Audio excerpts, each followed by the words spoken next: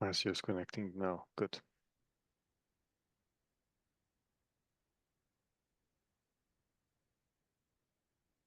Okay. I think, yeah, I can see people joining. Let's wait another 2 minutes, then we can start.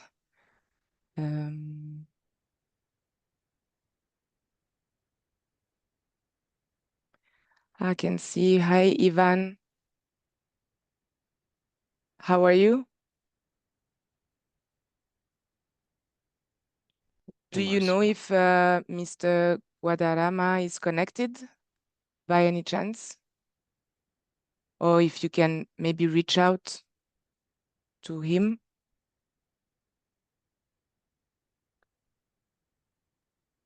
Hello, hi everyone. Maybe my general director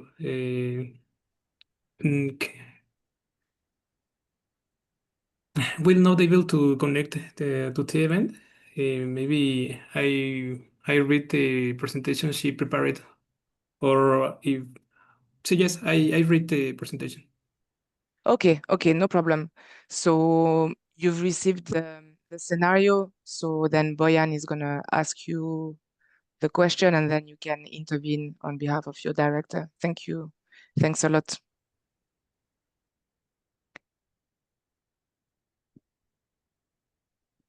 Okay, so I propose to start while additional people are joining us. So good morning, good afternoon, and good evening to everyone. I know we are all in different time zones, so thank you very much for joining us today. My name is Amandine, and I'm working with UNCTAD Statistics Service in Geneva, and I'm coordinating activities related to the measurement of South-South cooperation. Thank you very much for registering for this webinar on South-South data to support sustainable development. This webinar is going to take place today and tomorrow during 2 hours from 2 p.m. to 4 p.m. Central Europe summer time. The link you have received is valid for both today and tomorrow. Today we will have a discussion with very interesting panelists who will share different perspectives on how to support national authorities in measuring South-South cooperation, and also share the latest achievements and developments to date. Tomorrow will be more a technical discussion with case studies from the first countries who reported South-South data using the UN framework to measure South-South cooperation. So before we start, so this is a webinar, meaning that participants cannot raise hands or take the floor. So any questions you might have, you can write them in the chat box on the right of your screen, or at the bottom, normally you have also a Q&A box. So feel free to write any questions you have or any intervention. And we will do our best to read all of them and address them to the panelists. So this event is happening in English because of the current financial situation and the budget cuts at the UN. Unfortunately, we're not able to secure and provide simultaneous interpretation. Nonetheless, and we thank very much the Brazilian Cooperation Agency who provided simultaneous interpretation for Spanish.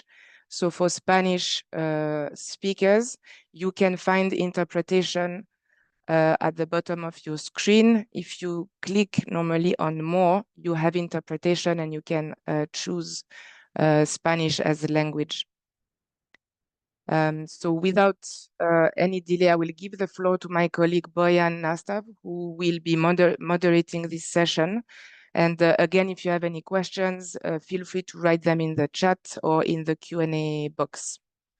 Thank you very much, and Boyan can take the floor. Thank you very much, Amadine. Dear colleagues, participants, good morning, good afternoon, good evening. It's a beauty thing with the webinars because we can essentially have interactive discussions across the globe. However, we know it is a challenge to some of you joining either very early or very late in the day.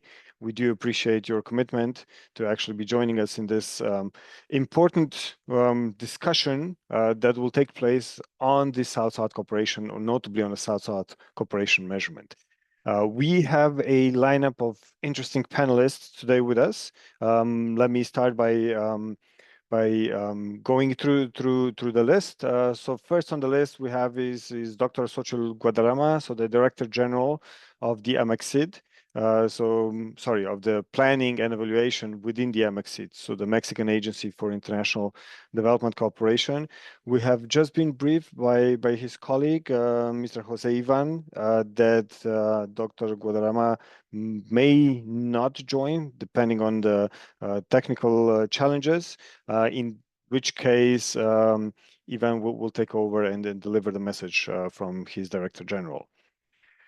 Next, we have with us Mr. Marcio Lopez Correa from the Brazilian Cooperation Agency, the ABC.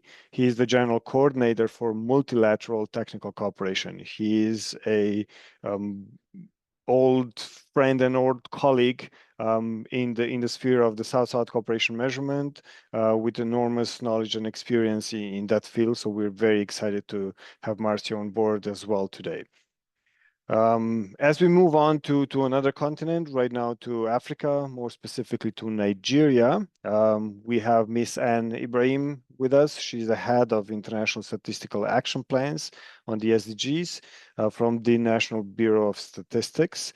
And she will be able to provide us with some of the insights from a very engaging pilot country on measuring South-South cooperation.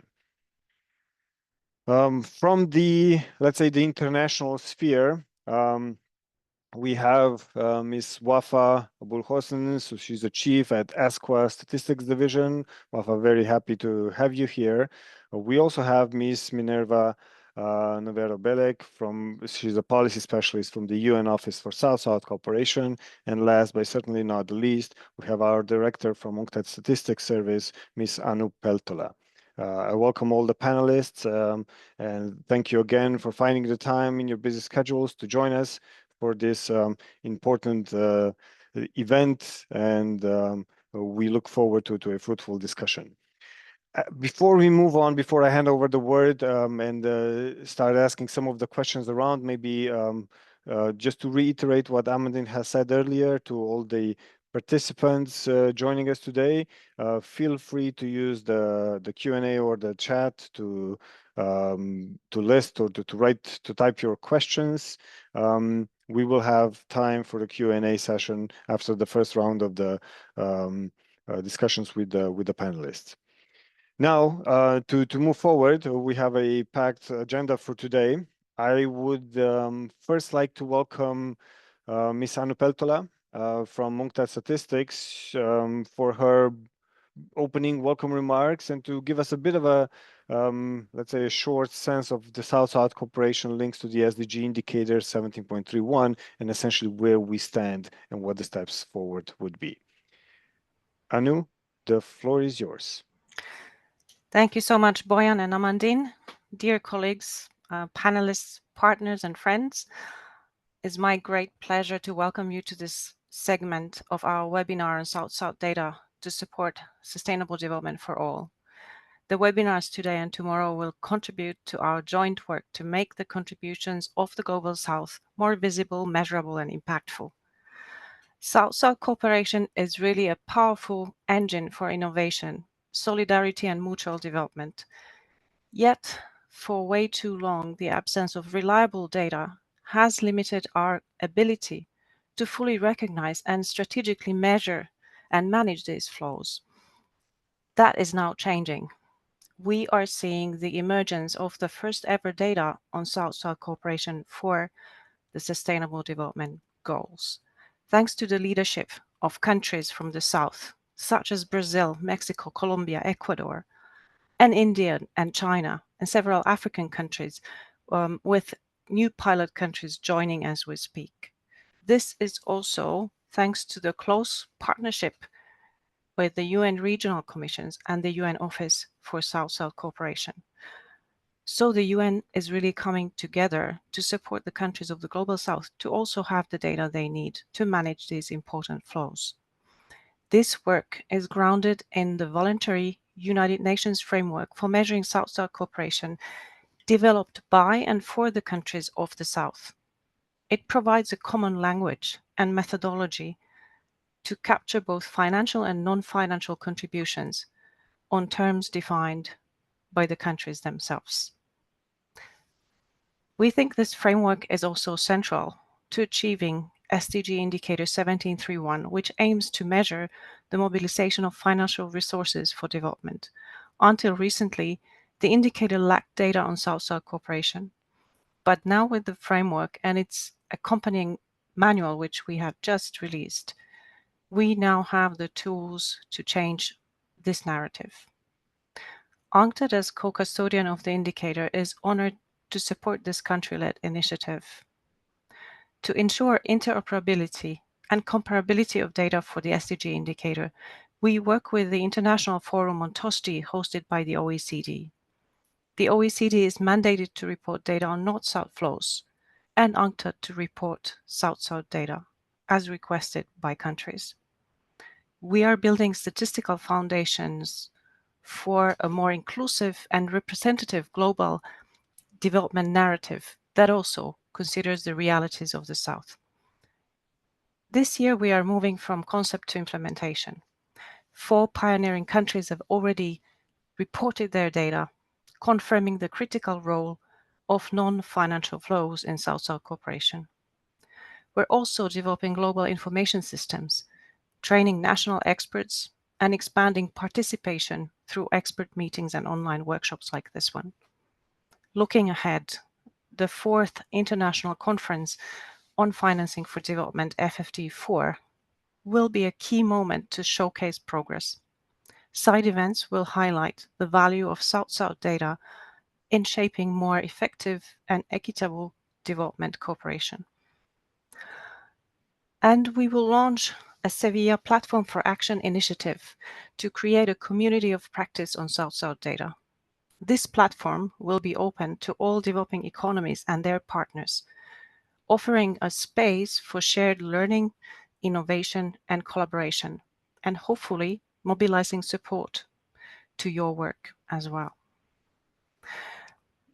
Colleagues, building national data capacities is a long-term endeavor, but with shared commitment, strategic partnerships, and the right tools, we can ensure that the contributions of the South are fully reflected in the global development efforts and debates.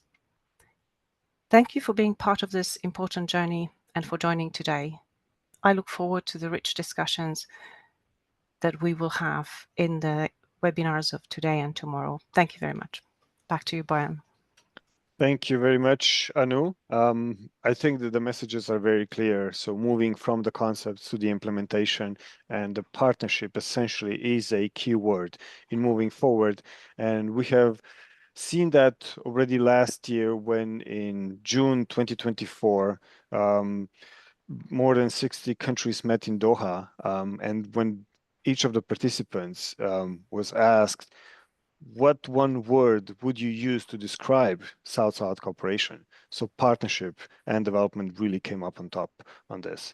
So moving onwards, I would like to essentially bring this important elements of, okay, so we see the concepts, we see the methods and applications evolving during the 2030 agenda on the South-South cooperation measurements. So maybe a question to the UN Office for South-South cooperation. So dear Ms. Minerva Novero, what do you think, like looking from your perspective, would be the biggest breakthroughs and where the opportunities remain? Or more specifically or concretely, I believe you may have some updates, relevant updates and insights from the recently concluded 22nd session of the High-Level Committee on South-South Cooperation. Would you be able to share any of those with us? Thank you so much, Boyan. It's a pleasure to be here, and thank you for the invitation to the UN Office for South-South Cooperation. I do have a couple of slides I would like to share with you, if that's okay. I will try not to take a lot of time and use all the slides, but it's quite, I would like to be accurate on the text that I would like to update you on. If I may just share.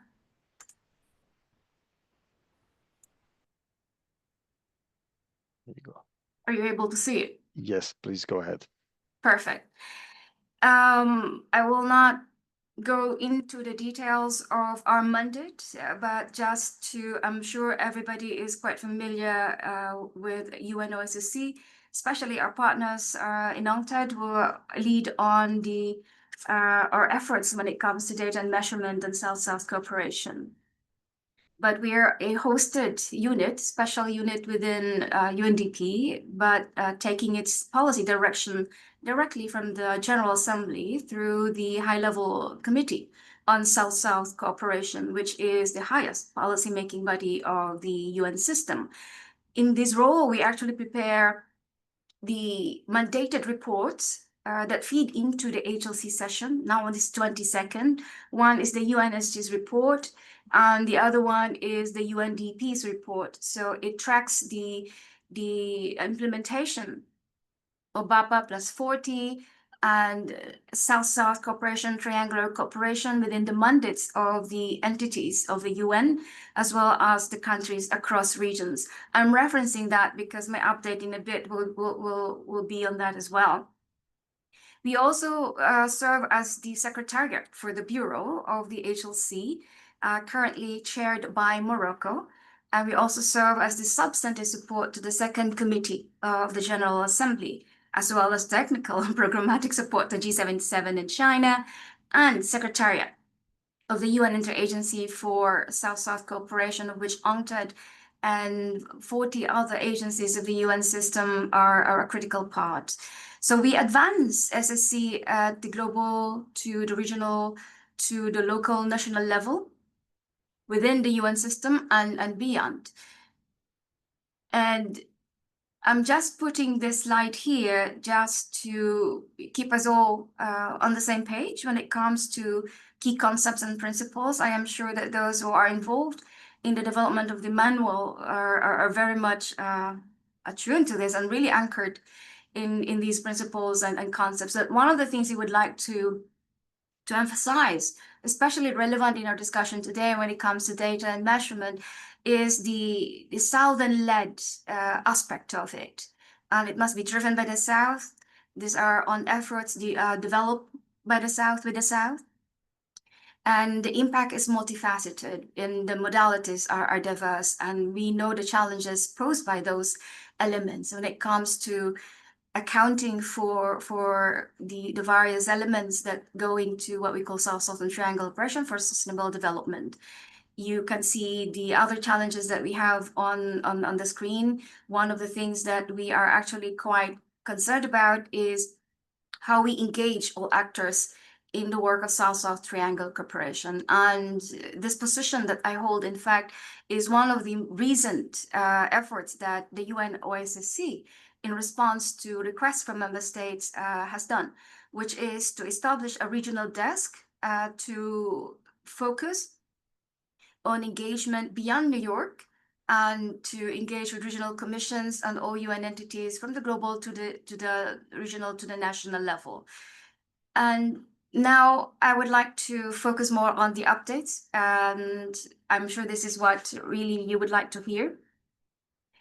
We concluded recently, just last week actually, the 22nd session of the high-level committee of the UN system. And here I would like to share, and a good update is that as we have seen in the past decades, there is growing recognition and understanding of the impact of South-South and triangular cooperation for sustainable development. We track the resolutions that the member states and the commitments the member states go into from the global to the regional level.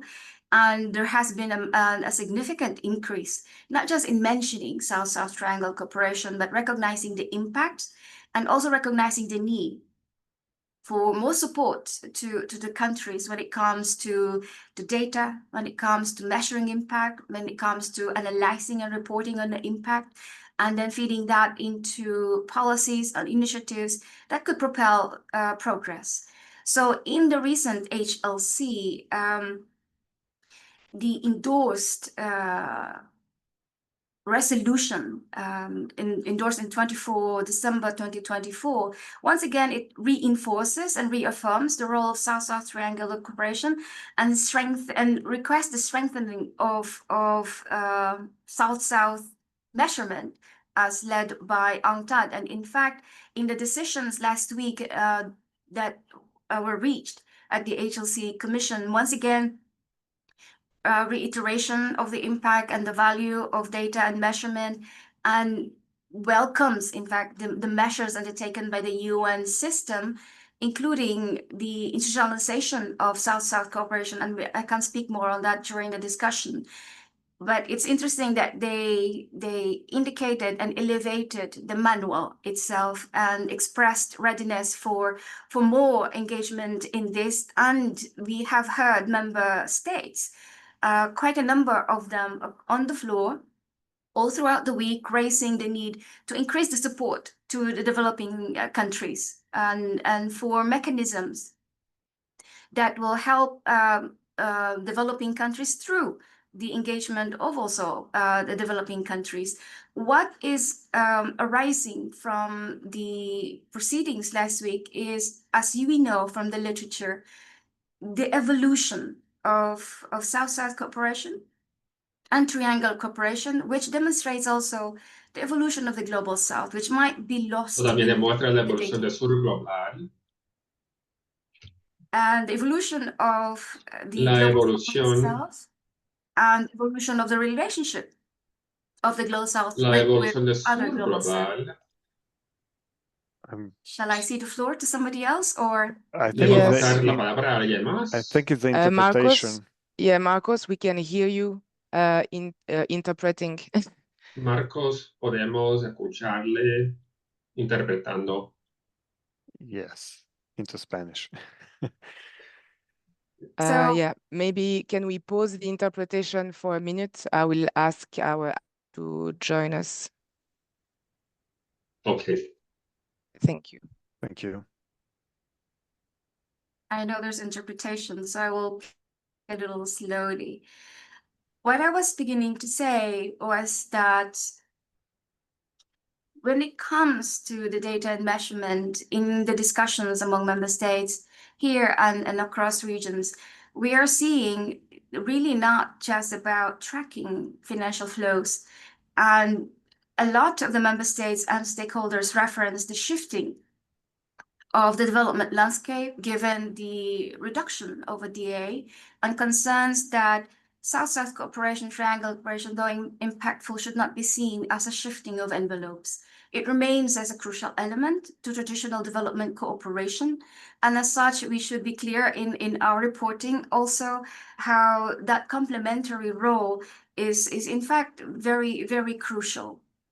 Not as a replacement, but as an added strength to development cooperation. But that in itself also should reflect the evolution of development cooperation that I think is still missing in the narrative. We are seeing developing countries become, or the LDCs, for instance, transitioning into becoming high-income countries or upper-middle-income countries. And that evolution has been accompanied by an increase in knowledge, in tools, and resources that they are now also ready to impart and share with fellow developing countries for their own progress.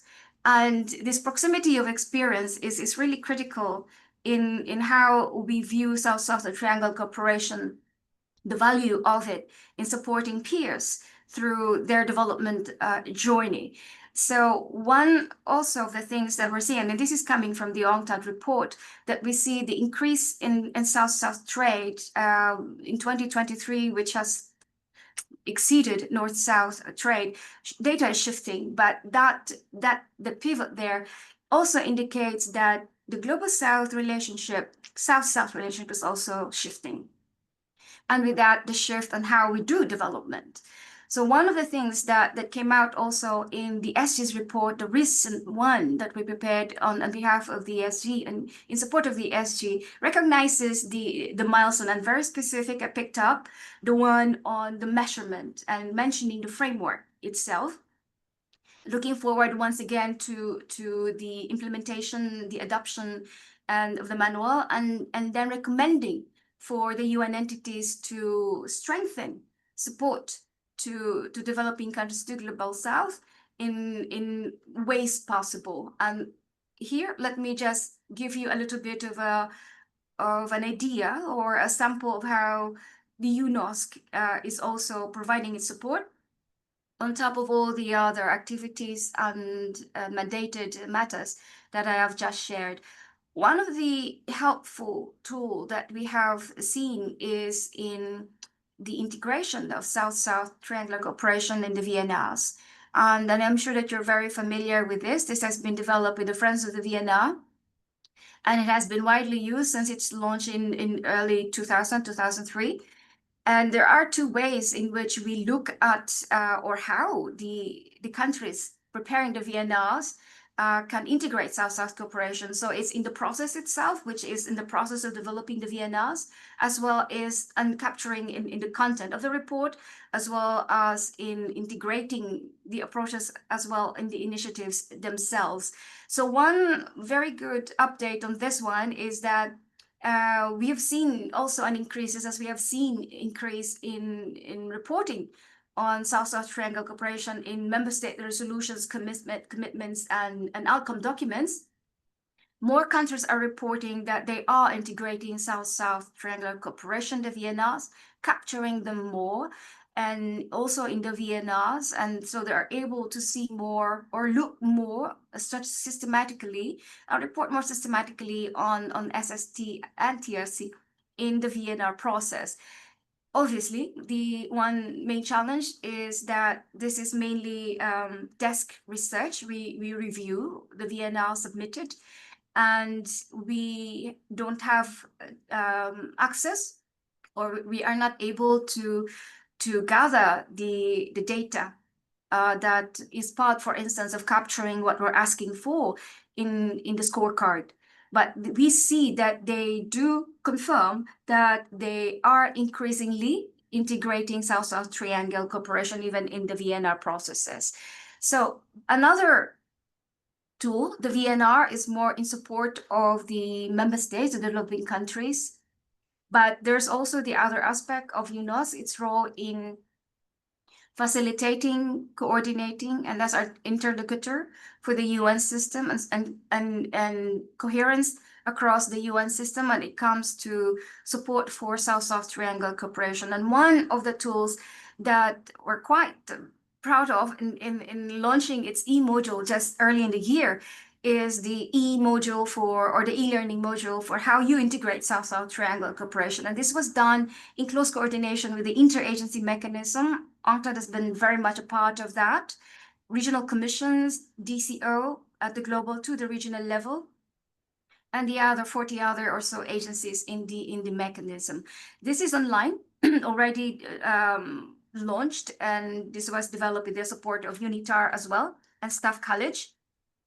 And this is helpful mainly for internal UN, because it provides guidance on how you can do that, especially in processes where you can really help elevate South-South Triangle cooperation, such as in the development of country frameworks. And pleased to know that since I assumed this post about 2 years ago, I came from UNDP, Policy HQ of UNDP. We have been engaged in the development and review of CCFs and sustainable development frameworks and roadmaps and so on. And we've had the chance, in fact, to also support country offices, the RCs and the RRs, in how they integrate South-South Triangle cooperation into support to the national development priorities. So those are just two examples. If I would like to leave you with just a few thoughts for discussions in a bit, way forward, some points to consider. Obviously, resources are always important. How do we manage to, given the tight financial space, to advance institutional capacity building measurements of SS and TSC beyond the pilots? We are eager for the traction that we see in more countries coming forward to be pilots, but we would like to see really the anchoring of the effort and move beyond the pilots.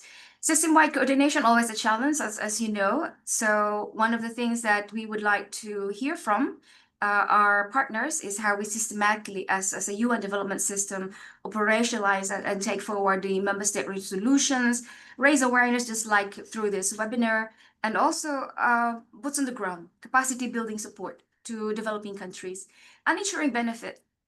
There's a great deal of discussions when it comes to the resources, for instance, on how much it costs to develop capacities on the ground, and also on how to deploy the measurement, the various tools and resources that we have developed.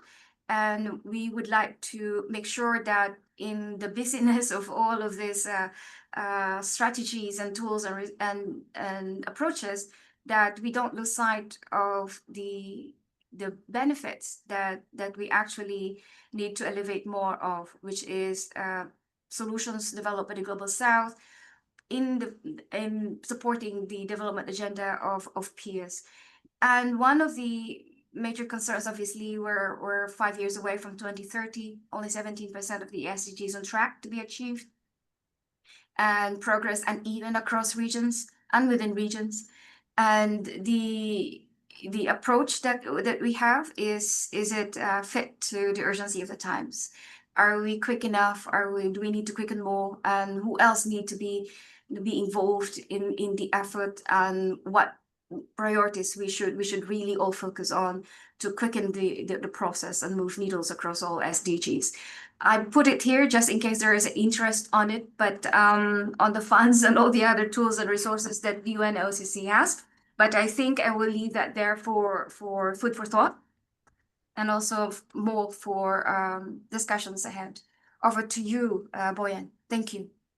Thank you very much, Minerva, for this comprehensive overview of the work, the mandates, and obviously also of the outcomes, of the recent outcomes from the discussions. Obviously, we really see that there is a strong, as you said, significant increase in recognizing not only the impact that the South-South cooperation is making, but also the needs. So the needs by the countries of the South for technical work, for capacity building.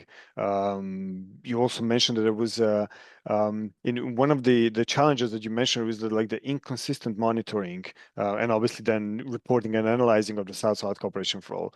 So there are definitely at least two layers to address it. I think one is what you have also showcased, which is this e-learning module that you have, kind of more to address within the UN discussions and to prepare a UN as a one actor to actually really provide a more efficient support to the member states. And obviously another layer of the capacity building is really to work with with the member states directly, as you said, to put boots on the ground to actually really go and work. I'm happy to report that essentially we are currently engaged in a global project together with the UN regional commissions, with your office as well, which is really focusing on three elements. One is really to develop the tools, develop the concepts, and then to learn about those, and then to apply them. Now, if I move onwards with a question to our next panelist.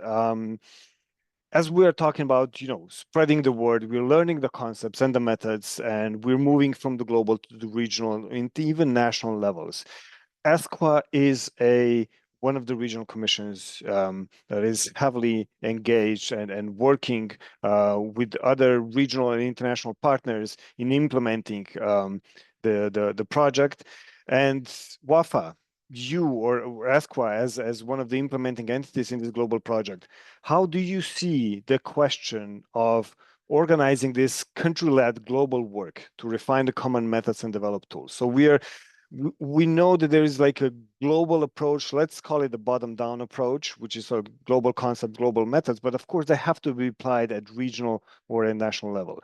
Do you see any challenges at the regional or national levels? Do you see any specific elements in the statistical systems or elsewhere in the national systems that may require adaptation or feedback to this let's say, a global standardized approach to measuring South-South cooperation?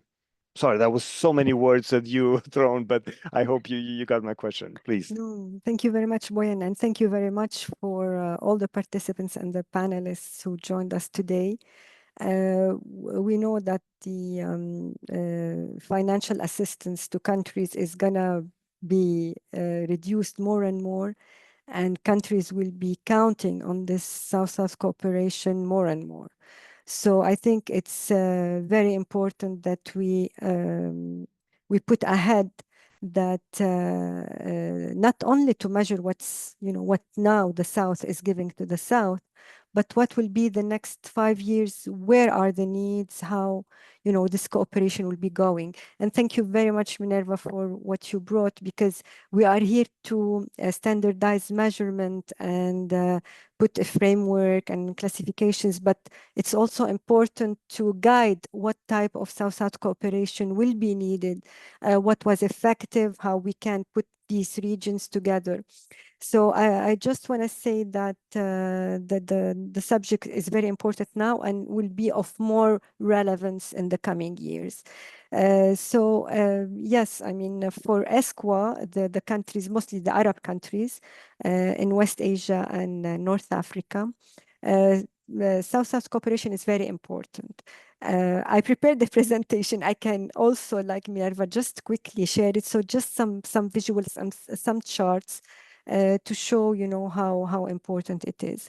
I'm gonna try here, and you tell me if this is working.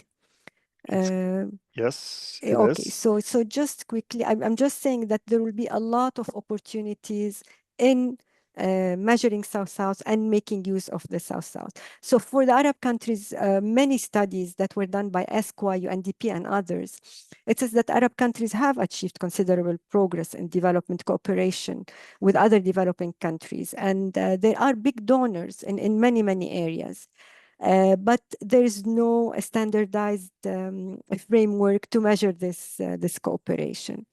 What's important also, UNCTAD sent a survey before we started this project to ask countries, are they working on South-South? Who is the ministry or the agency responsible in the country to do this measurement? And what type of needs they require, and many other questions. So I took for the Arab countries, we had respondents who were half donors, half donors, and half recipients. And they're all interested in working on the South-South data. And they all need frameworks to follow, and training and capacity building. And they suffer from a lack of coordination because, you have many partners who are working on this South-South. So this is from the survey that was done. Now, just to show, this is only on trade in goods. On trade in goods with the South, with the countries of the South, and this is globally, Arab countries to the South. Also, we have a large portion of the trade in goods that's going to countries of the South. Like also, mostly the top 10 partners, 5 are from the South and 5 are from Europe and the US. So now, if we look at the data collection process, and I found this map, I found it interesting, the North and the South. So the data collection process, we know that OECD collects, Boyan and Anu just talked about the TOSDI.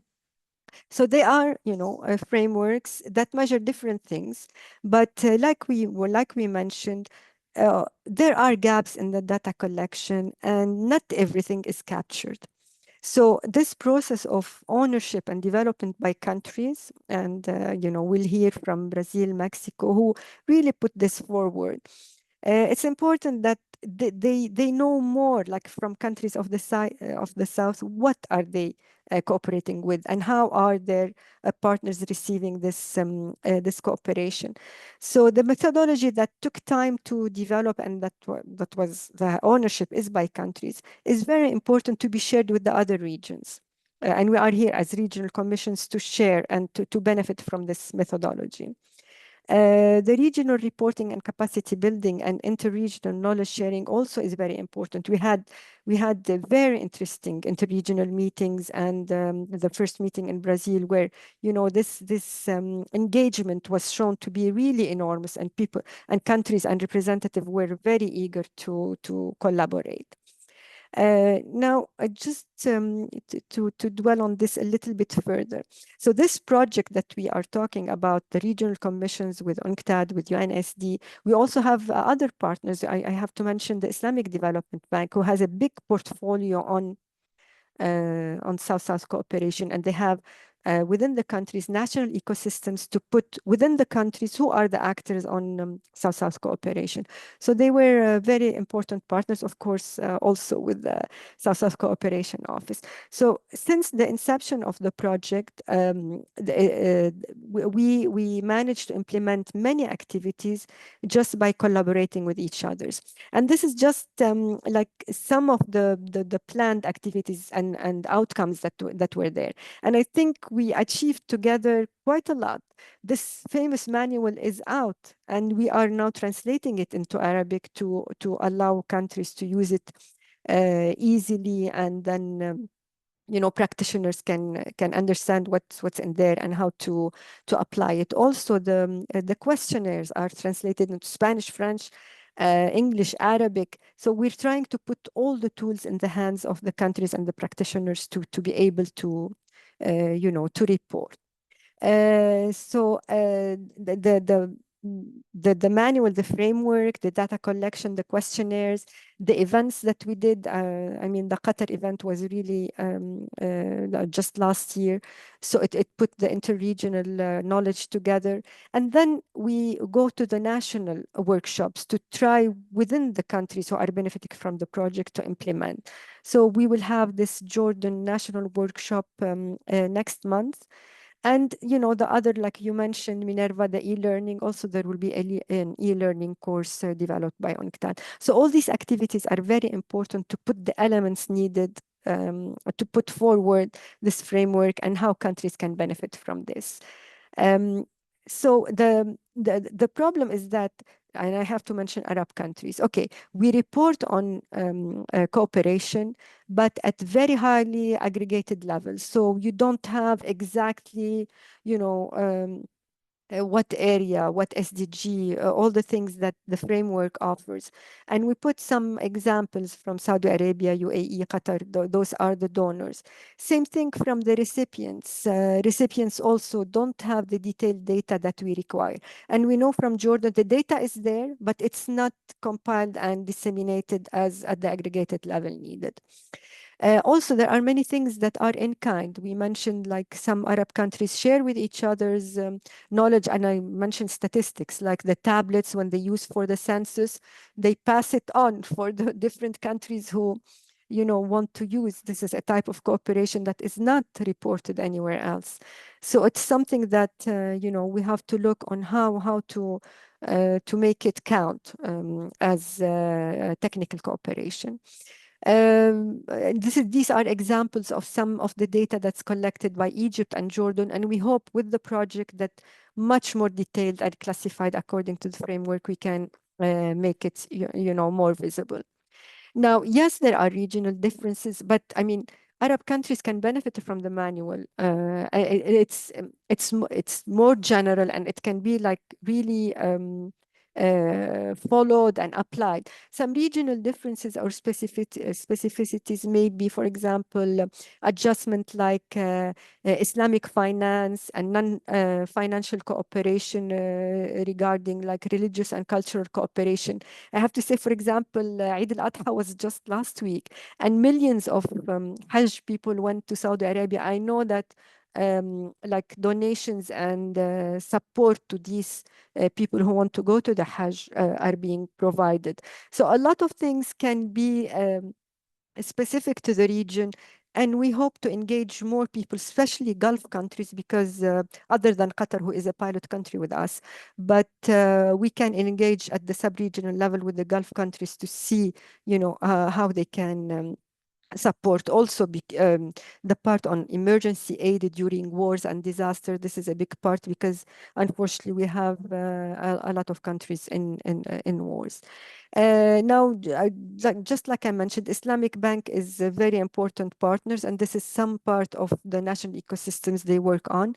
I want to stop here. I think, Boyan, I answered the questions through the presentations. If there are any things from the panelists or from the audience, I'll be very happy to, to give my insights. Thank you. Thank you, Boyan. Thank you very much, Wafa. And yes, you did answer the question and so much more as well. But of course, it's also true we will still be here for a little while for any other follow-up questions, because, as we move along and new ideas are being shared or even new questions actually pop up. I think it's important what you also reiterated, Wafa, which is that South-South cooperation is not a replacement. It's not shifting envelopes, as has been said by Minerva.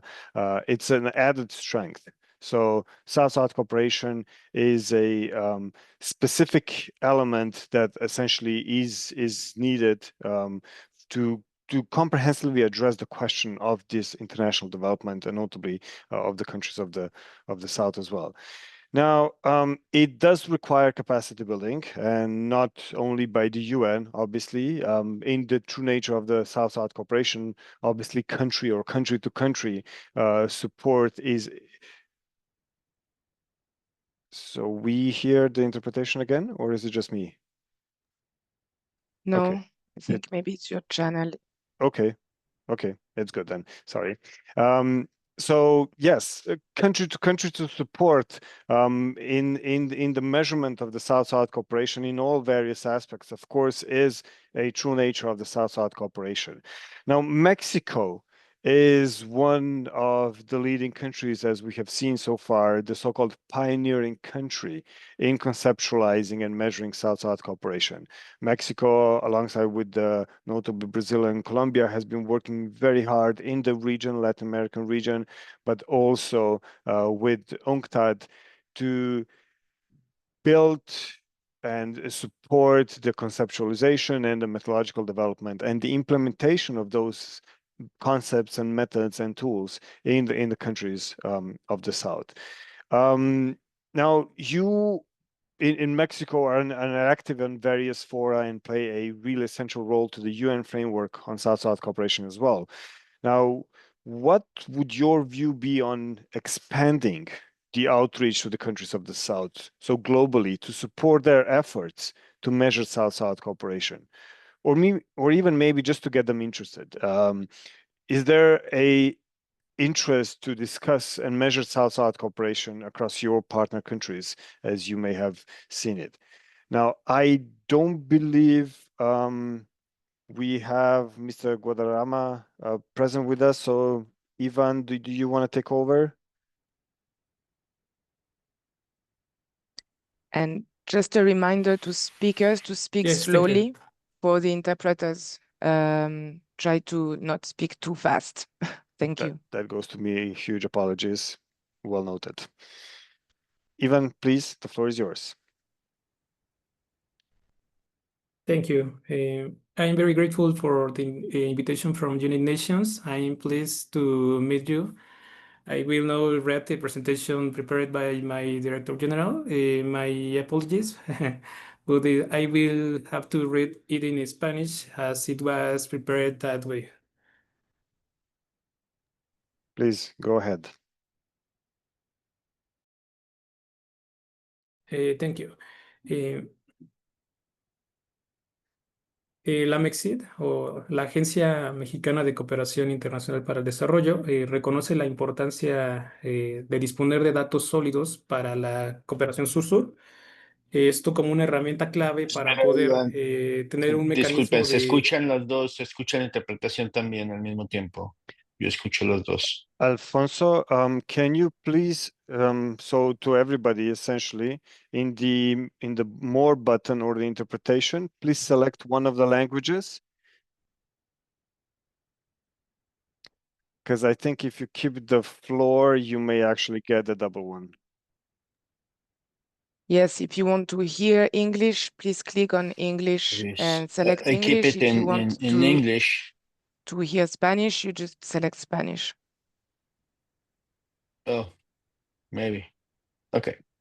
There is still a bit of a background that you can hear it, but Yeah. And Okay. please don't speak too fast again. Thank you. Thank you. Thank you. Ok. Ivan.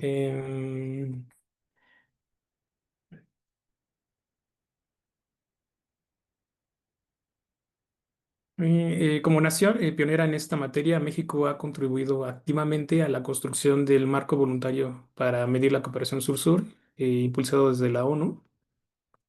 Este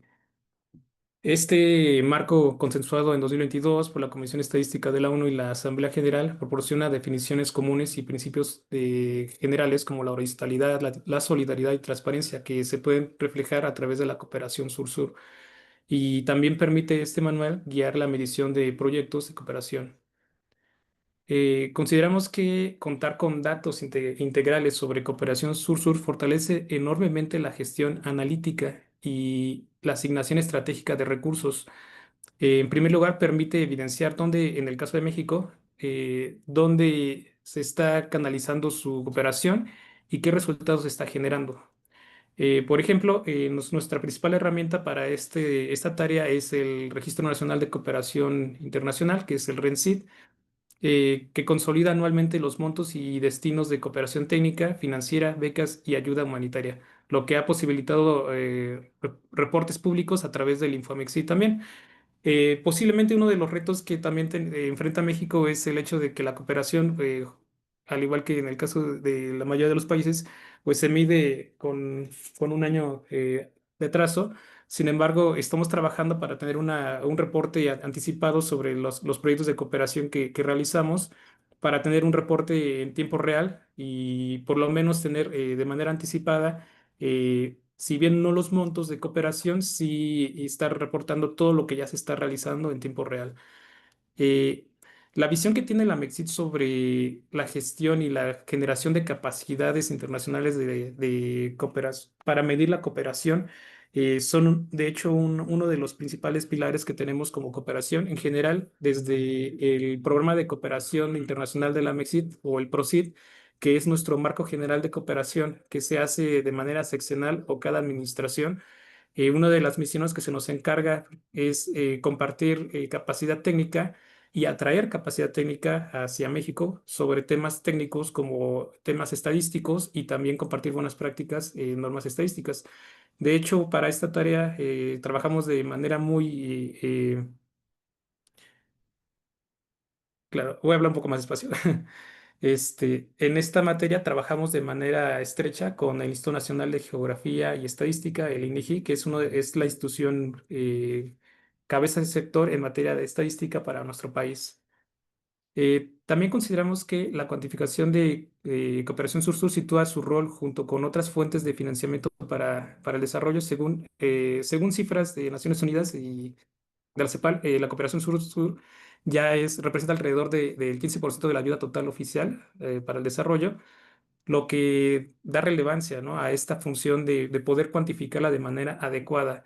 También, como se mencionó anteriormente, la naturaleza de la cooperación sur-sur pues tiene ciertas características especiales al tratarse de una cooperación que podría decirse que se genera desde la base, ¿no? Desde lo común o temas que países tienen en común. Principalmente esto lo observamos o lo estamos analizando en temas de atención a desastres, en el sentido de que posiblemente de manera regional hay países que comparten realidades, ¿no?, y retos, Esto no implica que todos los países tengan la misma capacidad para atender o prevenir desastres, por ejemplo, pero sí se ha demostrado que la cooperación sur-sur es clave para tener una mayor resiliencia en el tema de atención a desastres. México es uno de los países que, si bien ha aportado también ayuda humanitaria y capacidad técnica para ese tipo de temas, es también uno de los países que más ha resentido el tema de desastres naturales y que siempre ha sido un país que recibe bastante ayuda para atender ese tipo de situaciones. Y la cooperación sur-sur ha sido clave. Sin embargo, también hay retos precisamente en ese tipo de acciones para poder cuantificar ese tipo de ayuda. Por ejemplo, si bien en el caso del huracán que los huracanes que han pegado a Acapulco se recibió bastante ayuda. También fue todo un reto canalizar y poder medir ese tipo de ayudas, precisamente porque, dada la situación y dada la contingencia, fueron muchas instituciones las que estuvieron coordinando la ayuda que se recibió. Posiblemente este es un tema muy específico en el que es un reto poder canalizar o poder medir la cantidad de cooperación que hay, o al menos en temas de ayuda humanitaria, pero sabemos que se puede generar a través de una buena gobernanza y protocolos para poder medir la cooperación sur. De manera general, consideramos que los pasos nacionales e interinstitucionales para poder medir la cooperación, o los temas que consideramos que podemos empujar o debemos colocar en la agenda, es básicamente la institucionalización de la medición. Como hemos trabajado y se ha mencionado en distintos foros, es importante tener una estandarización de los mecanismos para poder medir y cuantificar la cooperación. Sin embargo, esto no es suficiente. Consideramos en términos generales que también es muy importante empezar a hacer un pequeño diagnóstico o una investigación sobre cuál es la gobernanza de la cooperación. Esto en el sentido de que la cooperación internacional obedece a diferentes objetivos en cada país. Podemos revisar fácilmente lo que dice nuestra ley en el caso de México sobre la cooperación sur-sur y la cooperación en general, y posiblemente si lo comparamos con otro país, va a ser algo diferente, ¿no? En el sentido de a qué obedece la cooperación de cada país. Esto posiblemente también tiene efectos en el cómo reportamos la cooperación y qué es lo que destacamos. Y si pasamos a temas de gobernanza, en temas específicos de cuantificación, también consideramos que es muy importante empezar a trabajar en las gobernanzas locales sobre la generación del dato. Es uno de los temas que estamos poniendo en nuestra nueva administración. En términos generales, México ya tiene experiencia en la gobernanza de datos a través de CONACYT, que era su Ministerio de Ciencia y Tecnología, que ahora va a ser una secretaría, y también con la creación de la Agencia Digital. Esta apuesta sobre la gobernanza de la información en la Administración Pública Federal implica que toda la generación de información y toda la información pública se va a centralizar, se va a normalizar a través de un solo ministerio. Entonces, todos, incluso la Secretaría de Relaciones Exteriores y la MEXIT, tendremos que alinearnos a esos normas que se dicten desde un solo instituto. Sabemos que es un reto grande, pero también consideramos esto como un ejemplo de que es importante tener en cuenta la gobernanza de la información, porque posiblemente esto también implique cambios en el cómo generamos la información. Es decir, actualmente nosotros tenemos el RENCID, que es un sistema de información de cooperación que está normado en nuestra ley, pero ahora con los cambios posiblemente tenga algún detalle específico para la generación de la información. Eh, Ahora paso de lo particular a lo general. Creo que este tema de gobernanza de datos va a aplicar a todos. Si bien podemos adoptar criterios generales de cómo generar información o cómo reportar la cooperación, posiblemente la calidad de la información, la naturaleza de la información va a ser diferente en cada uno de los países. Eso no significa que un dato sea mejor que el otro, pero posiblemente sí tengan significados o tengan alguna connotación diferente en su interpretación. Entonces, creo que uno de los retos generales que podremos trabajar desde la UNCTAD es explorar la gobernanza local de cada una de las agencias de cooperación, cómo se genera la información. Si la información está gobernada por una ley general, si está en un reglamento o si no hay lineamientos para la generación de la información.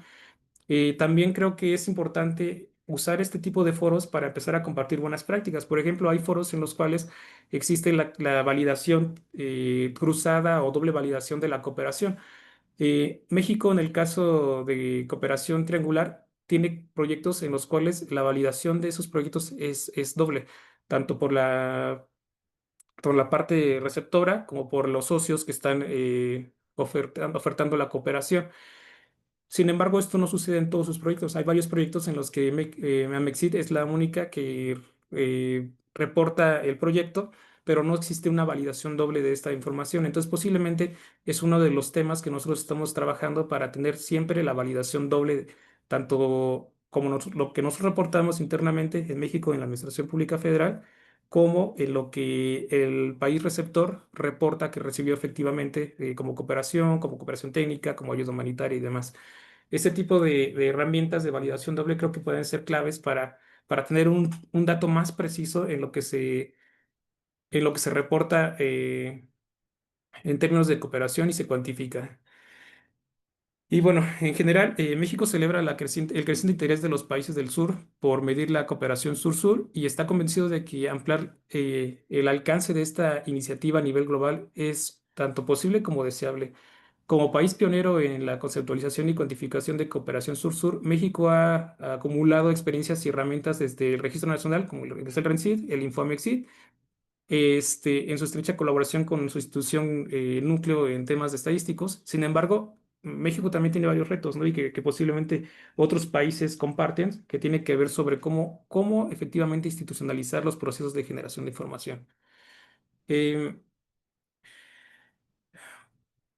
También creemos que este tipo de talleres en los que podamos compartir experiencias y conocimientos es fundamental para poder establecer una hoja de ruta para todos o comunes para poder establecer un canal único en el que podamos interconectarnos y posiblemente tratándose de cooperación sur-sur, si bien el manual para el reporte de la cooperación ya está traducido al español, creemos que debemos tener también la plataforma traducida al español, tener todo en español o abierto a otros idiomas.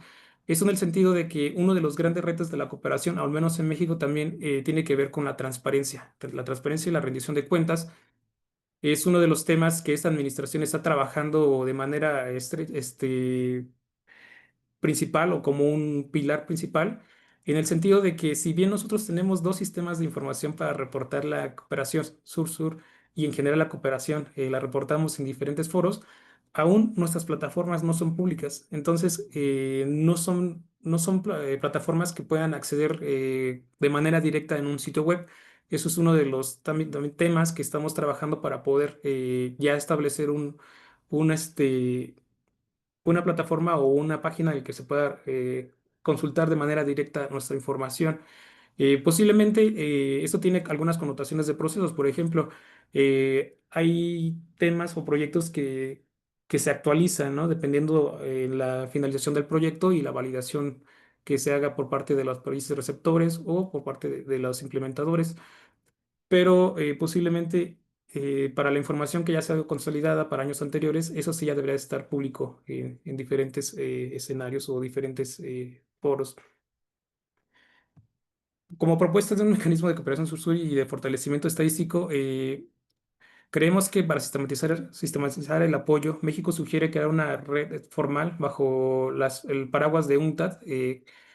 Esto creo que es una gran oportunidad ya tener el manual y tener los lineamientos de UNCTAD para también apropiarnos de esas buenas prácticas y al 100 poder estar interconectados o hacer compatibles nuestros sistemas de información. Ese es otro de los temas que tal vez tengamos que también empezar a platicar. El hecho de que si bien reportamos en UNCTAD, la mayoría de los países también están reportando, por ejemplo, el TOSDI, y estos sistemas de información no son interoperables. También en CEGIP estamos reportando la cooperación, principalmente triangular, y esos tres sistemas aún no son interoperables. Entonces, posiblemente estos foros también sean importantes aprovecharlos para empezar a platicar sobre las ventajas y retos que tenemos sobre cómo homologar el reporte de información. Y a final de cuentas, todo esto recae en el mismo tema, ¿no? La gobernanza de datos, gobernanza de información.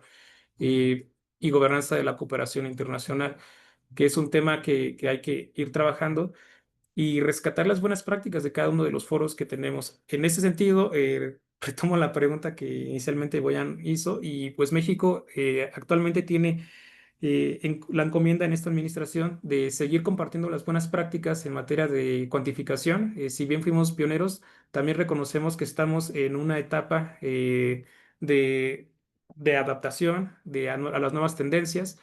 Y creo que un reto general que vamos a tener en temas de cooperación y reporte de información o de cuantificación es que si bien tenemos ahorita el reto de establecer estándares comunes para generar información, en un futuro posiblemente esto sea cada vez más importante porque va a haber otras tendencias tecnológicas como la inteligencia artificial y si no tenemos de manera general ya estandarizada una base sobre el uso de la información y el reporte de la información, va a ser más complicado usar herramientas novedosas como la inteligencia artificial para poder optimizar o identificar áreas de oportunidad en materia de cooperación.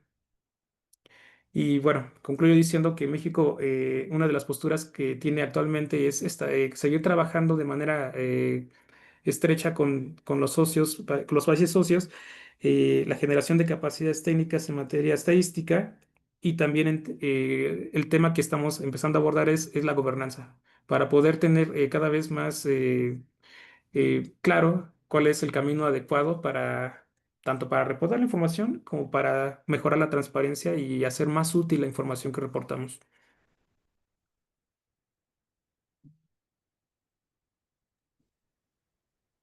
Thank you very much for delivering the message from your Director General, dear Ivan. I think you made a lot of very interesting and very important elements and points in discussing the South-South cooperation measurement. I think the reference and questions to or about the data. So it's about generating the data. It's about ensuring that the data are standardized, that they are reported correctly, that then they're used obviously correctly for the policy making. These are very important elements in our discussions on South-South cooperation. We know that we can only have good policy formulation if they're based on good and reliable and robust statistics. That is including on the South-South cooperation. We will have a little bit more concrete discussions about the data and the challenges in the collecting, reporting, including governance and analysis tomorrow, in tomorrow's webinar. So I propose that we'll leave those questions for later. But an important element that you've also mentioned is that, yes, it's true. We are, I think, all observing that the world is becoming more and more globalized, which means that countries do also share common problems. And yet, as you have noted, they have different capacities to address the challenges. Let me just reuse the quote from the Qatar meeting last year by Deputy Secretary General of UNCTAD when he said that the South-South cooperation is a form of cooperation that benefits all. And this is thanks to its most basic premise, which is that no country is ever too poor to teach, nor too rich to learn. And I think this is really the essence. Now, we are seeing countries of the South working more closely together. It has been mentioned, I think, already twice today that if we take a look at the South-South trade, so trade among the countries of the South, or foreign direct investment, for example, they are really showing how those countries are becoming more and more integrated. But South-South cooperation is a different phenomenon altogether. So building on the mutual benefit, building on solidarity, on transparency, accountability, South-South cooperation addresses the more challenging elements that are in there. So it is really these elements of cooperation which are becoming vital. Next to Mexico and Colombia, Brazil is a leading country or pioneering country in conceptual and methodological development and support on measuring South-South cooperation. And of course, there are questions. So what else than the interest of the countries of the South is needed to actually get down to the gritty-nitty of measuring the South-South cooperation? and obviously subsequently using the South-South cooperation measurement for the policy making. Dear Marcio, how do you in Brazil, how do you at the ABC, which is at the center of this international development of the South-South cooperation, how do you address the questions to understand what else is needed, not just a interest, what are the other factors that are needed to actually drive the questions of the measuring of South-South cooperation forward? Please, over to you.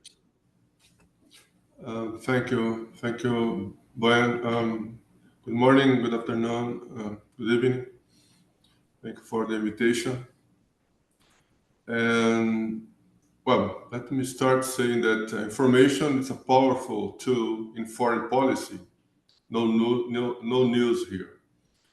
In what regards South-South cooperation, its measurement provides governments with hard evidence, actual evidence of mutual collaboration between developing countries, without ranking countries, without comparing countries.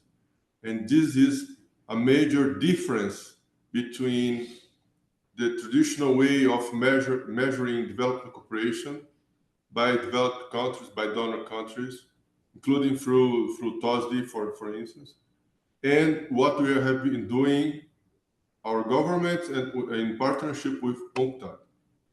The framework of to measure South-South cooperation is not, that does not aims to rank countries.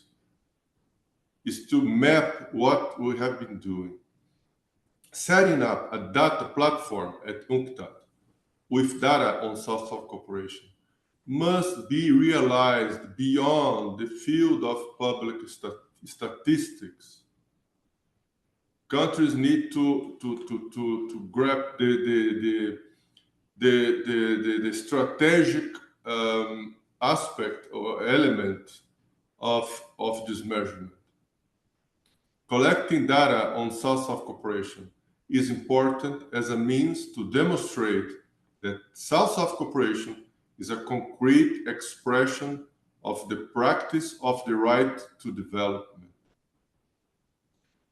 Through the measurement of South-South cooperation, we demonstrate the coherence between our speech with our practice.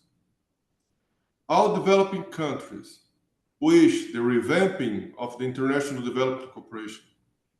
This is, for instance, a major aspect in the preparatory process of the fourth financing for the conference financing for development.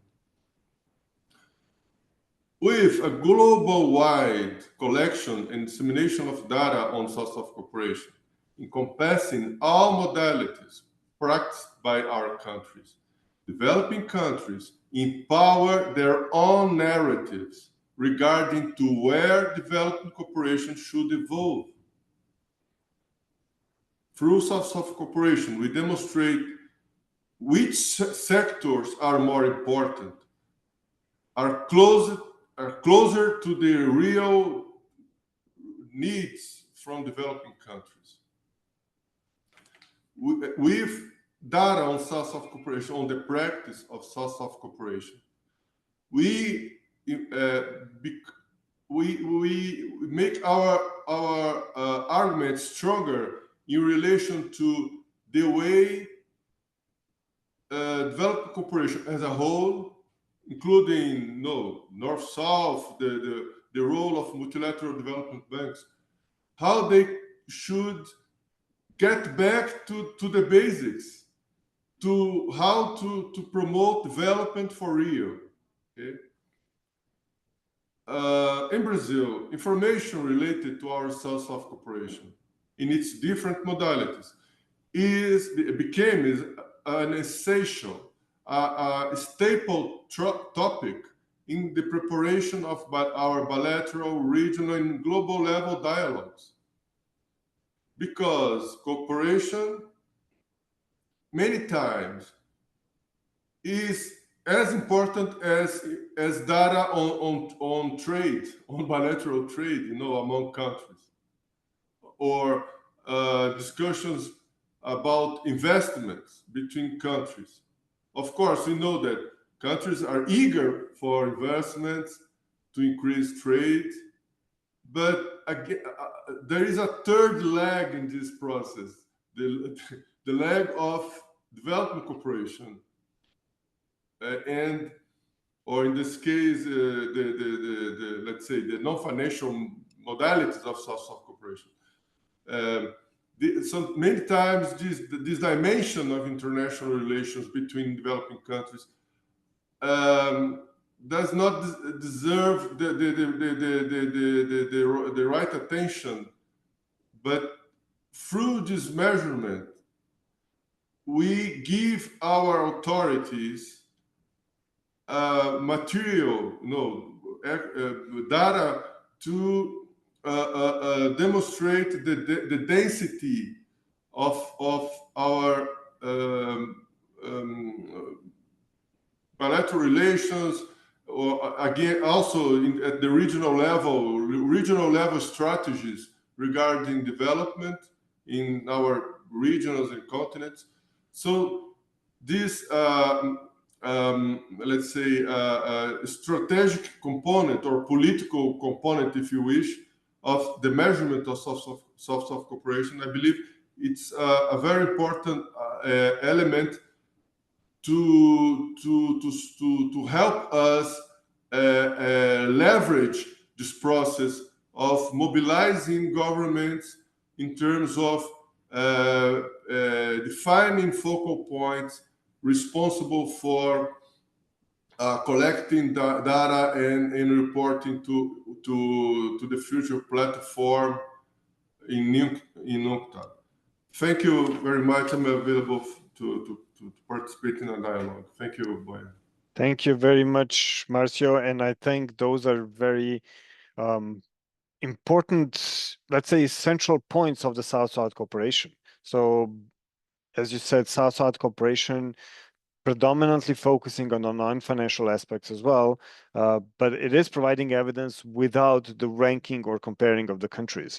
So this is something that probably the international development cooperation, let's say, the whole environment, including with a shift towards we need data, we need statistics, we need rankings, we need analysis. The whole focus is requiring a little bit of a refocusing when we talk about the South-South cooperation.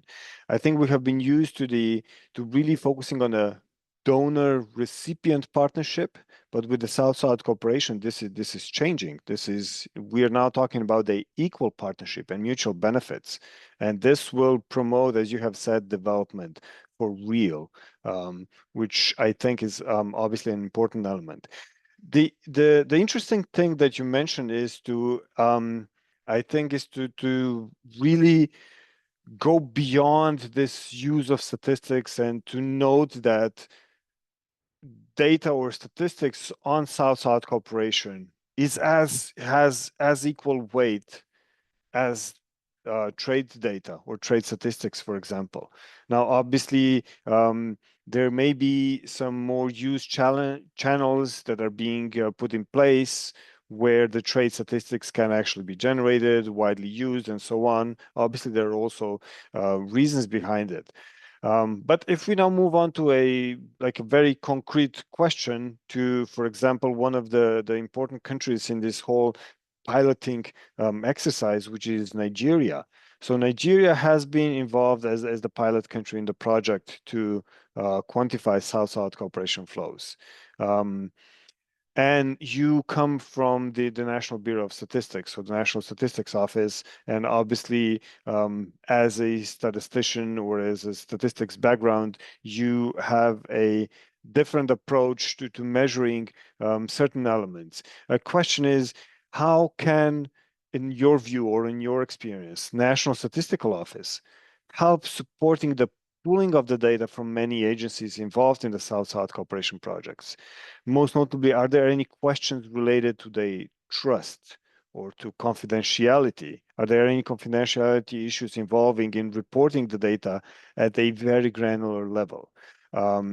As a note, measuring South-South cooperation, of course, is taking place at the activity level to allow for observing and using the power of such granular data. And of course, comes then down to the question, dear Anne, how many institutions are involved in this exercise in Nigeria? How is the work being coordinated? Where do you see any challenges in reporting South-South cooperation statistics, which are coming along the way? All right. Good afternoon from Nigeria. I hope you can hear me okay. Loud and Awesome. clear, yes. Awesome. All right. Thank you so much. It's an honor for Nigeria to be represented on this panel. We are happy to be here, and we don't take it for granted. Going on straight up to your questions. Yes, like we all know, Nigeria is one of the pilot countries pioneering country in Africa that has been identified to measure or quantify the South-South flows. And as an NSO, the National Bureau of Statistics, we play a very crucial role in terms of coordinating the national statistical system for the country, also helping to provide socioeconomic statistics for development for the country. And because of this central role that we play, with the support and the backing of the Statistics Act, it has made us to be more, in the middle of this, the coordination. And it will help us, in leveraging data because of the partnership and the collaboration that we have, established over time within the federal agencies and of course at the subnational level. Pulling data from the South-South Corporation will not be a challenge per se, but it will help us to leverage on the partnership that we have established to help to collect this data. Of course, it will help us as the NSO to lead on this and help in terms of data harmonization, duplication, enhancing basically the reliability of the data that is being collected. Another thing is around capacity building. MBS is very strong on building capacities. But before you build capacities, you need to know what you're building the capacity around.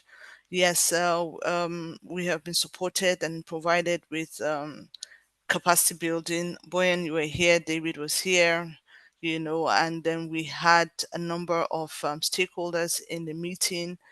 The meeting time was quite short, but we had quite a number of stakeholders that attended this meeting. And this helped us to open our eyes to South-South cooperation activities that is being carried, that's ongoing in the different agencies. You recall during the capacity building training, some said, no, we had non-financials, no, we don't do South-South cooperation. And, we had quite a number of stakeholders that identified that there are South-South cooperation activities that are going on in their different, that have been spearheaded by their different agencies. But of course, around the issue of what they are, how we can quantify them, identify the different groups for them and all of that, that was, a challenge. But we have discussed in-house following the first capacity building training. We're going to have another one with the team, Boyan, and then also try and also do some kind of in-house capacity building, which we will probably have to still engage and then leverage this collaboration with the team from UNCTAD to help us further strengthen what we have, we have learned. Then another thing is the issue of the manual. Yes, we are happy that the manual has been developed. We're looking at it. We're really looking at it to see how, yes, it's a global manual, but it's important that we try and domesticate it as a country, because yes, not going far away from the manual per se, but it's important that we domesticate it so that there's a lot of peer review across countries, internally, and across the different agencies, and of course globally. Then because of the information that we have collected, um, across the different MDAs and the discussions that we have had, we understand that MBS, when data is available, it will help us to probably create like a centralized database for South-South cooperation. We're trying to think outside the box to see how data can be collected and harnessed and analyzed, and reports being developed and shared with the key agencies for them to showcase, to see the opportunities that are available out there for us to leverage on. And it will also definitely help us in guiding the an evidence-based policy decision making process. Having said that, just to add again the issue of M&E, we've had bilateral conversation and consultations with some teams, some agencies. We don't have enough data for M&E, so we understand that we're optimistic that when data is available, it will help us, develop like an M&E framework to show the impact of South-South cooperation projects. And this is definitely going to be relied on accurate and comprehensive data. So yeah, going on to the issue of confidentiality. Yes, collecting data at a granular level, has raised a lot of concerns in terms of the different categories. Will there be anonymization of the data when it's collected and all of that? Yes, as NSO, we have tried to educate and enlighten our stakeholders that we have the Statistics Act 2007, which is currently being reviewed, that ensures that all our data suppliers and providers are protected, all the information are anonymized, and there's no issue around the issue of confidentiality. And we are hopeful that when this data is available, it will be very useful for analysis, because we know that when we have microdata, it tells a better story. Yes, so the agencies, like I mentioned earlier, that had we're working with currently, we've identified 28 agencies apart from the National Bureau, officers from the National Bureau of Statistics. Just last week, I was having some kind of meeting with one or two of the stakeholders that attended the training, and we have identified 5 other agencies that would help us. So we are understanding this will be more or less like a live table where it's going to be updated as we go, and we gradually trim down from the different agencies that might not be necessary in terms of measuring the South-South cooperation as we go forward. So cuts across all the major agencies, we've identified, like I said, 28 and 5 extras apart from the officers from the National Bureau of Statistics.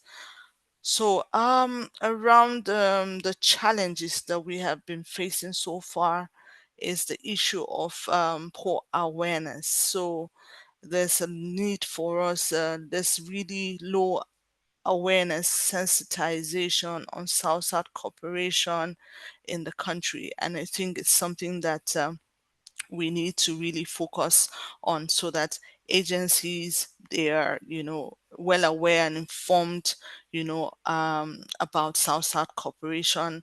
And another major challenge is documentation. So some South-South cooperation is ongoing. We have 1 or 2 or 3 or 4 stakeholders that have, the back end experience and background on South-South cooperation. We know that South-South cooperation activities are currently ongoing in Nigeria, but the documentation has to be properly put in place. The issue around the timing of reporting of this information is also one of the challenges that we're facing. We had spoken during the last the training that we held. We spoke about the need for templates. So each country, like I believe, has their own method of how things work. So for Nigeria, we had discussed the issue around developing like templates for the ministries, for stakeholders in the different groups so that they can properly provide us with the necessary information, and NBS at our own end can actually feed that information, on the platform, on the database, and that's a discussion that is ongoing. The issue around the limited or poor infrastructure. So some agencies have laptops, we have issues here and there around having the tools to operate, and we are discussing and trying to find a way around that as well. Then another main issue again for Nigeria is the issue of the attrition. So you would have an officer working in a particular schedule and at a particular time, and then before long they would have to move to another agency which might not necessarily be on the list of stakeholders that we are working with. So that we see as a challenge, but we're trying to also find a way around this to make sure that when we're engaging with the different agencies, we're engaging with more than one person. So we're asking for 2 people, like 2 people to attend trainings, 2 people to attend meetings, so that if one person is moved to another assignment or another agency, then they are being then the other officer can't continue the work that has been done. So yes, so the database issue, I had already spoken about that. Then around the issue of course, data for South-South cooperation would really be very useful for us in Nigeria, and we're optimistic and we're putting our weight around this to make sure that we can collect as much information as possible with your strong support, of course. Thank you very much. Over. Thank you very much, Anne. And I think the challenges that you're listing are obviously not specific to your institution or to your country. I think we are observing it everywhere, but it's also not specific to the South-South cooperation itself. It really goes along with the introduction of any new either statistical or conceptual exercises. I hear what you're saying in the essence of the needs for the capacity building to actually also, how should we say, train the trainers to then take over the activities at the national level. With all so many institutions, there's also turnover of staff and so on. Capacity building, I believe, has always been seen as a ongoing effort. It's not a one-off thing that you do, then you tick the box and you say, okay, we've done capacity building. Quite on the contrary, especially with the South-South cooperation measurement or any new concepts, is that it does require constant inputs. It could be in person, it could be obviously online, which of course is a very welcome addition to it, but repeating the training is needed. And this jives very well with what has been said in the beginning, which also Minerva said, that there is a strong request for increasing support by UNCTAD or by the UN family as a whole to support member states, developing countries, to really address the questions of measuring South-South cooperation. An intricate element of this is, I like how you phrased it when you said to domesticate the manual, which I think is very true, because you have to adopt it. You have to embrace it and essentially drive it onwards to make it your own, and the whole exercise a nationally owned and nationally driven process. The entire process of conceptualizing and measuring South-South cooperation is a nationally owned, nationally driven process. We, as the UN family, stand behind as a secretariat to support it, but it is really by the South and for the South. So this gives the strong ownership of the process. Of course, it does require a lot of support, a lot of resources from our end as well. But I think these calls that you have also like summarized from your perspective that have also been mentioned previously, I think these are very central in moving on the South-South cooperation debates and the measurement forward. Whenever I'm asked of, can you give me like the 3 most important elements in measuring South-South cooperation or moving it forward? I tend to respond, and apologies for repeating for some of you who have already heard me saying this, is it's very simple. Number 1 is communication. Number 2 is communication. And number 3, yes, you got it. It is again communication. So we don't necessarily speak about the same communication. Sometimes it's a communication between the national authorities, sometimes across the country borders, and obviously sometimes at the international or global levels. Now, my boss, Anu Peltola, she unfortunately had to leave for other commitments, but I know what she would actually say, that the 3 most important elements are, number 1, political will, number 2, political will, and number 3, political will. I fully support her and take her her key messages on board as well. And I think we are actually seeing it. So we need a lot of communication, we need a lot of political support, but we also need a lot of understanding of what South-South cooperation is. And let me stop here, and I hope I'm not too fast for the interpreters. Apologies again for this. We have had a few questions in the chat, and I've actually seen that they have been answered. Marcio, thanks a lot for providing. So there was a question by Yeme. Hi, Yeme from EIT on the quality of the data and how to collaborate to actually bring this forward. So the data aspects, even though we have made some hints or excursions into the data environment today, will be discussed in a tomorrow's webinar. We will have Brazil, Colombia, and Mexico present their exercises and their experiences and lessons learned with concretely working with the data.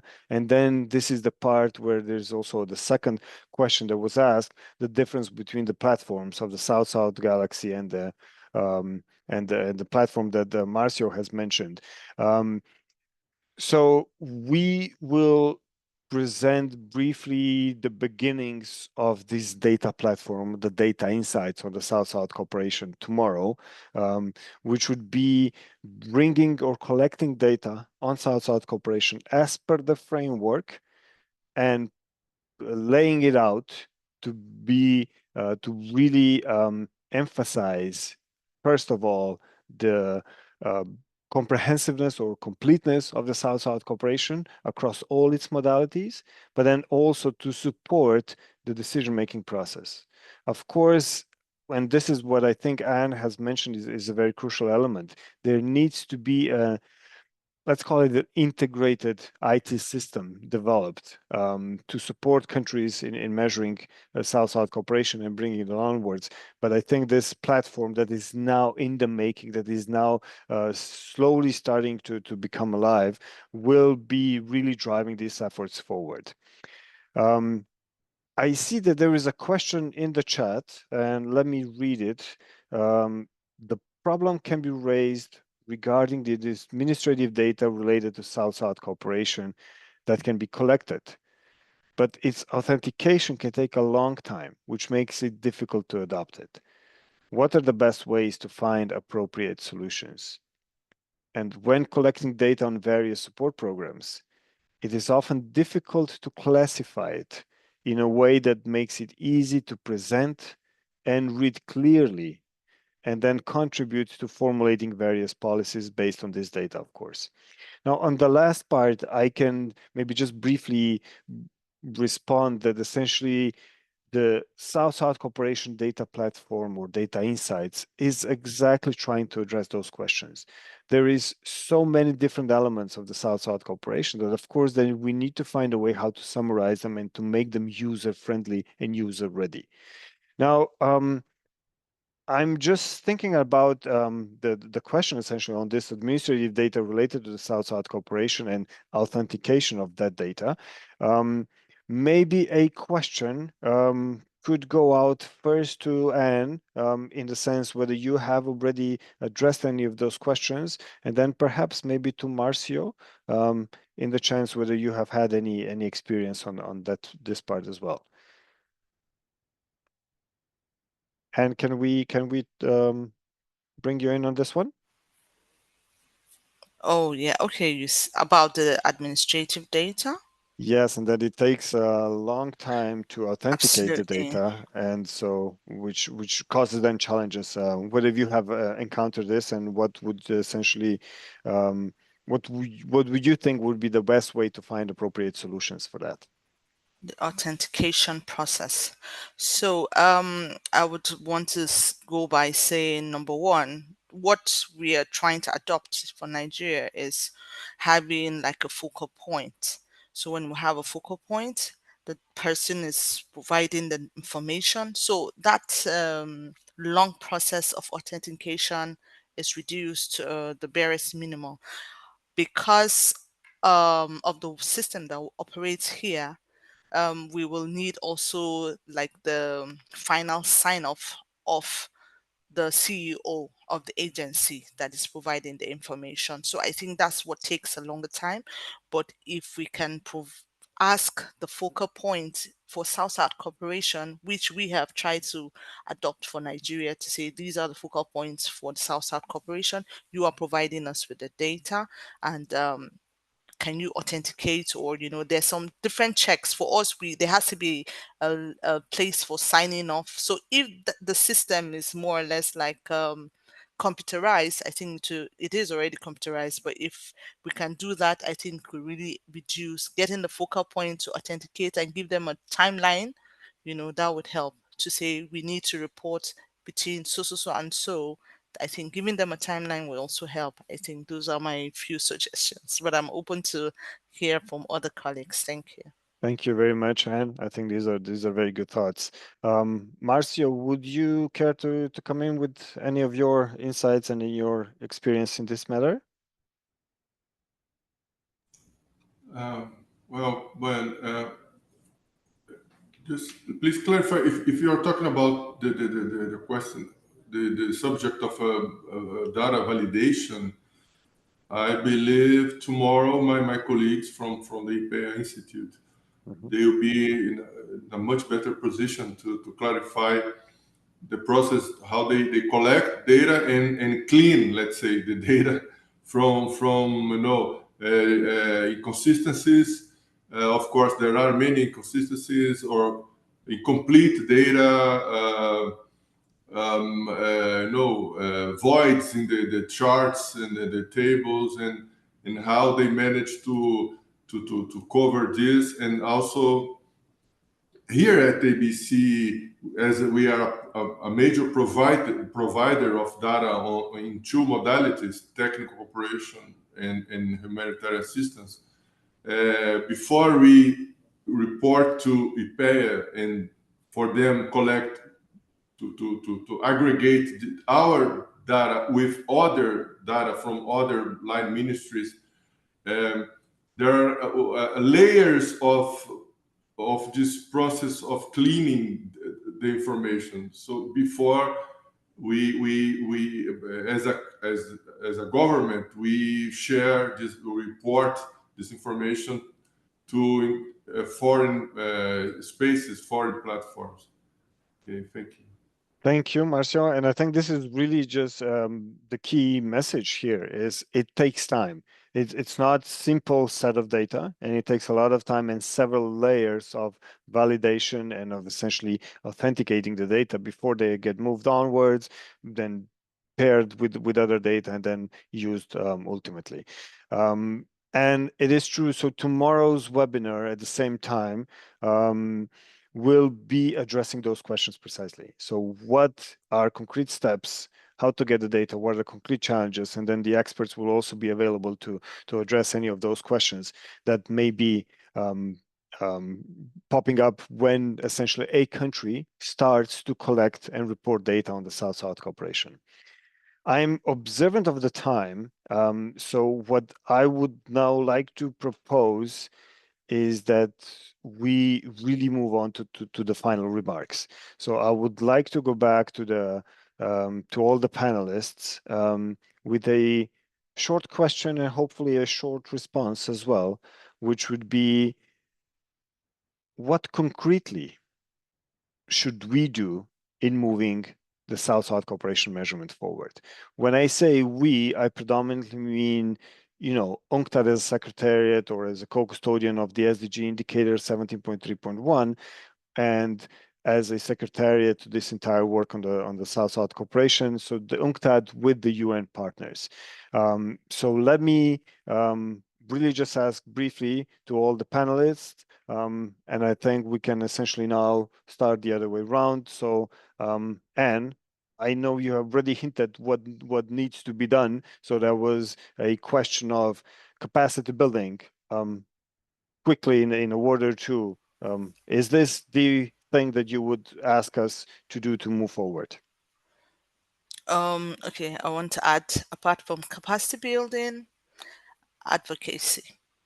Okay. Then showcasing success stories of our South-South cooperation in like 3-4 maybe publications. Just showcase the success stories to get the buy-in, especially around political will. You know, so those will be my submission. Thank you. Wonderful. Thank you very much. Marcio, what do you think it takes to get us moving forward? Okay, thank you, Boyan. I share this, our colleague, perception of or view that we need to promote more advocacy. But I would add that to support this advocacy, not only based on a political approach, let's say, or institutional approach, but I would suggest that UNCTAD could consider preparing up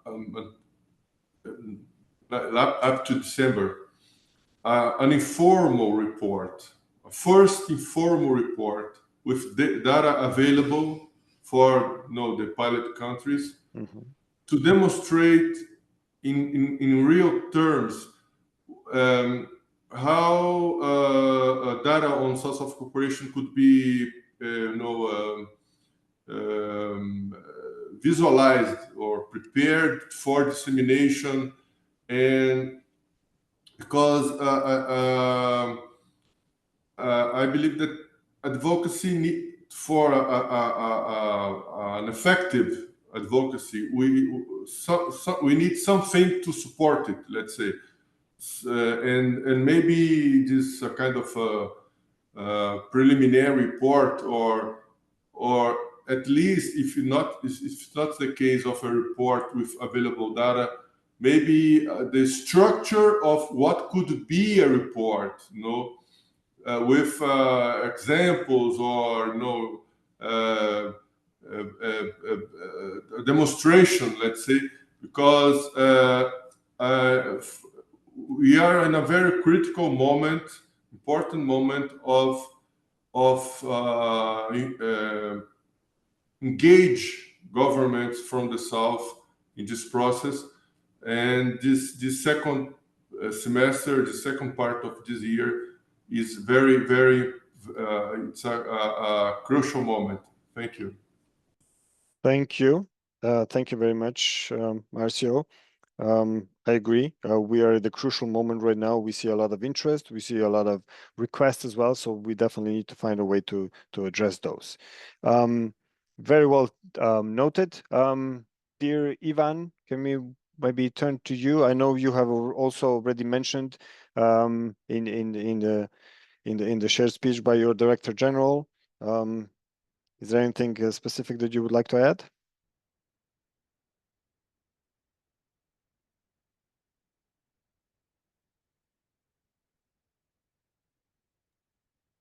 Yes, briefly, I will say we need to continue with technical training, but we also need to work on overall agenda and highlight the usefulness and use of this information. This is very important. It's a key.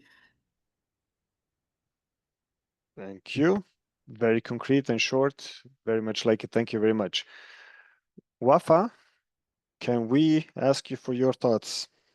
Yes. Yes, I think like looking at the different regions and we see like the Latin American countries are more ahead, I think, with what they prepared, and it has been many years that they've been preparing for that. So I think we could work more with Africa, the Arab countries, and Asia Pacific through the regional commissions. South Africa is heading the G20 now. And their themes is solidarity, sustainability, and so maybe like UNCTAD can check if the measurement of South-South can be brought in as a subject for the G20 to engage more the countries. Minerva, you mentioned that Morocco is heading the task force, or so also through the UN Office of South-South, bringing the measurement through the Moroccan presidency there, and we can support on the different ways we can. Now with Jordan, we want to showcase a good case study or practice that some data can be available, and we look forward, to make more data available on this. And like I said, with GCC, maybe do another webinar just for the GCC countries and the GCC Secretariat. Mm-hmm. So Thank you. Wonderful. Thank you, Wafa. And last but not least, Minerva. Yes, please. Thank you so much. 3 quick points. This has been very instructive. One of the things that really struck for me is the need to deepen understanding of South-South triangular cooperation. And starting with mechanisms that already exist within the UN system, with the interagency mechanism. And we can also deepen understanding of all UN entities there on how we measure South-South triangle cooperation. And stakeholders, obviously, we stand ready to support where you need our support in the engagement, including at the subnational level. Wafa's noted the GCC and so on. And there are various differences in the way sub-regional groupings can approach this, and we can help you on that one, including in tapping the agency bureau processes for doing that. The other one, we touch on technology, but in capacity building, I think we also need to focus on the infrastructure, digital infrastructure, and non-infrastructure interoperability when it comes to measurement of South-South cooperation. One of the things that we need to do in this space is to engage in those spaces, because currently the discussions on digital transformation is linked from the needs, for instance, on how we need to leverage the right technology to support the capacities of the Global South for measuring South-South triangular cooperation. And the third really is going into the shift in how we do development, the evolution of the development cooperation itself. The Global South that we knew in 1955, from the TCDC years to the BAPA plus 40 years, they have changed. They have much to offer. Their needs have evolved. They have also become each other's development partners. We haven't even touched on the emergence of the EDPs, the emerging development partners. And those are areas that I think we can deepen understanding on and widen the network. And the regional commissions are very crucial in this, especially as they host the regional sustainable development forums, that feed into the HLPF. And I must commend actually partners like ECLAC and ESQA, because they have devoted sessions in the recent forums on South-South Triangle cooperation, and we have been part of those. So we look forward to further engagement also with UNCTAD in the frame of all of these spaces and in the frame of measurement of South-South Triangle cooperation. Over to you. Thank you so much. Thank you very much. It means there's a lot of work ahead of us, which is good. This is a very exciting topic. And on this note, I think we're just in time. I would like to say a huge thanks from my end to all the participants, to all the panelists, to the interpreters. Very much thank you. And on this note, let me just hand over back to Amandine to properly sign us off. Thank you very much, Boyan. Thank you very much to all of you, to the panelists for this great discussion, to all registered participants. Thank you for joining us. And we invite you to come back tomorrow, same time, same Zoom link. It's gonna be, as we were saying, more technical and more practical with case studies from Brazil, Colombia, and Mexico.